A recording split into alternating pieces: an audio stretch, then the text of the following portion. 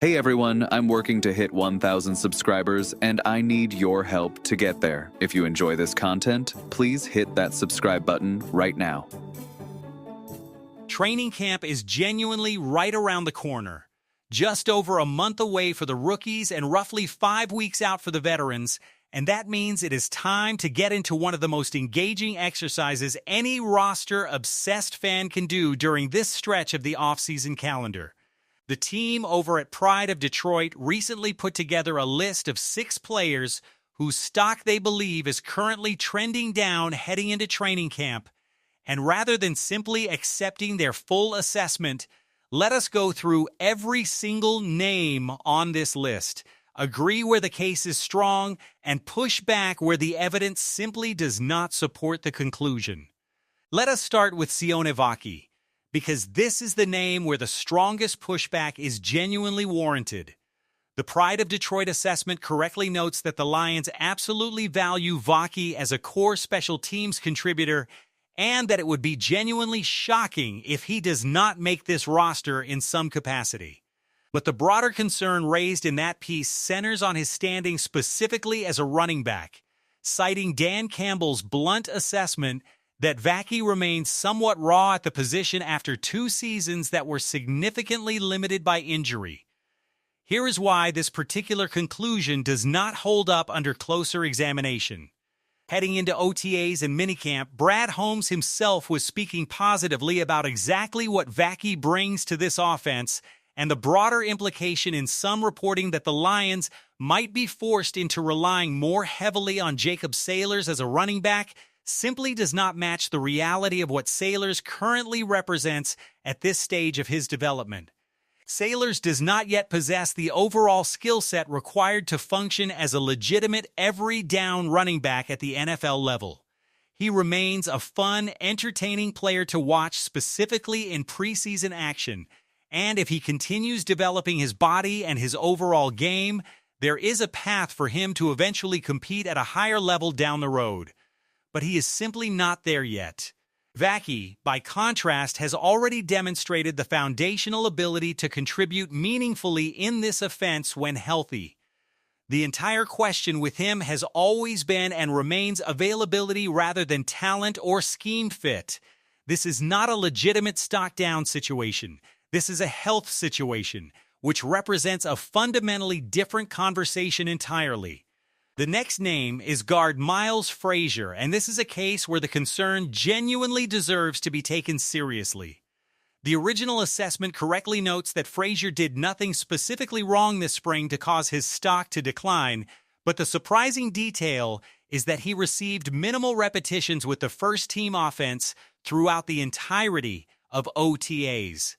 Christian Mahogany held that left guard spot for most of the off-season program, with Drew Scruggs also factoring into that competition when Mahogany was not occupying those reps. Dan Campbell specifically described the left guard competition as wide open, but notably sounded genuinely more excited about the opportunity to throw Ben Bartch, the veteran addition brought over from San Francisco, into that competition once he returns to full health. This concern is legitimate and deserves real acknowledgement. If the organization felt fully confident in what Frasier specifically brings to this competition, there would be little practical reason to go out and add both Scruggs and Bartch to that same room.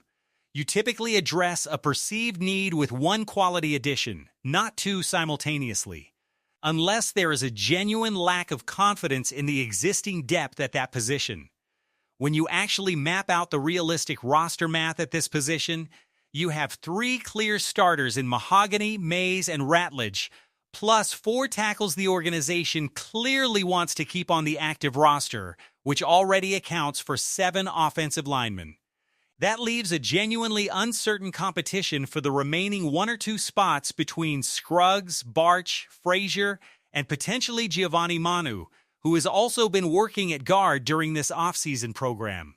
Most NFL teams carry only 8 or 9 total offensive linemen on their active roster, which means it is genuinely possible that Frasier does not make this final 53-man roster at all, or alternatively ends up as a practice squad candidate rather than a definite active roster lock. This is a legitimate and well-founded stock-down designation. Dominic Lovett at wide receiver is the next name worth examining, and this one carries enough merit to warrant genuine consideration. The continued issue with drops has reportedly remained a problem even during minicamp, and Lovett has not yet established himself as a meaningful special teams contributor, which represents a notably different developmental path than what Sion Vaky has shown at his own position. The unfortunate reality here is that nobody on this roster benefited more directly from Kendrick Law's season-ending ankle tear than Lovett did, simply because that injury opened up additional opportunity at a position where the Lions otherwise seemed satisfied with their existing depth and were specifically targeting outside help through that draft selection. Based purely on the current state of this roster, Lovett likely still makes the team given the lack of obvious alternatives ready to immediately step into his specific role. But it would not be remotely surprising if that calculation changes, given that this organization simply does not need an excessive number of slot-oriented receivers when Amon-Ra St. Brown and Greg Dortch already occupy significant portions of that exact role. Tom Kennedy could realistically push ahead of Lovett on this depth chart, or the organization could pursue an outside veteran addition who profiles more specifically as a true outside receiver to round out this group. This is a stock-down designation worth genuinely buying into. Edge rusher Immari Hawala is a name that generates genuine sympathy given how much positive momentum this player has built throughout the entire offseason, which makes seeing him on any kind of chopping block list genuinely disappointing. Reports have consistently highlighted how much work Hawala has put into transforming his body, adding both weight and strength, and even working directly with Aiden Hutchinson's personal trainer to facilitate that physical development. The complicating factor here involves a positional transition, with the Lions reportedly moving him from the rush end position to the big end role. A shift defensive line coach Casey Rogers has specifically praised given his physical development this spring. The fundamental issue is that the Lions clearly have a very specific physical prototype they prefer at this exact position. Long arms, significant height, and the overall size profile necessary to consistently set the edge against the run. Hawala, even after his off-season transformation that brought him up to 275 pounds, simply does not match that prototype as closely as the other players currently competing for snaps at this exact position. Tyler Lacey, Levi Onwuzurike, who could also factor in at defensive tackle, and Tyleik Williams all carry significantly more mass, generally in the range of 290 to 300-plus pounds. And the competition for snaps alongside Hutchinson himself includes DJ Davidson, Derek Moore, and Peyton Turner, creating a genuinely crowded and difficult path for Hawala to find consistent playing time regardless of how much individual physical development he has shown this offseason. Demani Richardson is the next name worth examining, and the quiet nature of his offseason genuinely came as something of a surprise given his standing on this roster heading into the year. What stands out more specifically in this conversation is the reported development of rookie Jimmy Rolder, who has apparently already shown himself to be a better player than Richardson at certain points throughout this offseason program. This particular conclusion deserves to be held with some healthy skepticism until real training camp competition plays out, because Richardson remains a genuinely valuable four-way special teams contributor in the same mold as Vaky, and that specific value typically secures roster spots even when a player's path to significant defensive snaps becomes less certain. The expectation here is that Richardson likely still makes this roster, but he genuinely needs to show real positive development specifically at the linebacker position to justify any kind of expanded defensive role beyond his already established special teams value. And finally, the name that generates the most agreement on this entire list. Terrion Arnold. This is unfortunately the correct and well-supported conclusion, and it deserves serious, honest engagement rather than reflexive optimism based purely on his draft status. Arnold was not consistently available throughout this off-season program due to shoulder surgery recovery, and while he should realistically be close to full health by the time training camp begins, the broader pattern of his young career deserves real acknowledgement. Each of his first 2 professional seasons has been disrupted by injuries at exactly the moments when his on-field performance appeared to be genuinely trending upward. There is a real and somewhat tragic parallel to draw with what happened to DJ Reed earlier in his own career, when a torn hamstring derailed a stretch of genuinely excellent play before he was ever given the opportunity to fully build on that momentum. Arnold experienced something similar, not at quite the same elite level Reed showed in those specific games, but the underlying pattern of real, visible improvement getting interrupted by injury before it could fully develop into sustained. Season-long production is genuinely similar. What this situation demands now is simple. Stop talking about potential. Get fully healthy. Compete every single day.